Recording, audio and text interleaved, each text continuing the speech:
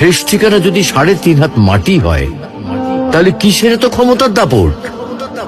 ভোর 5টায় মৃত্যু, সকাল 6টায় জানিয়ে দেওয়া হবে মাইকে, 8টায় শেষ গোসল করানো হবে, 9টায় তোমাকে নতুন কাপড়ে সাজানো হবে, জোহরের নামাজের পরে তোমার আলিশান বাড়ি থেকে বের করে নিয়ে যাওয়া হবে, 2টায় তোমার জানাজার নামাজ পড়ানো হবে, 2:30টায় তোমাকে কবরে নামিয়ে ফেলা হবে।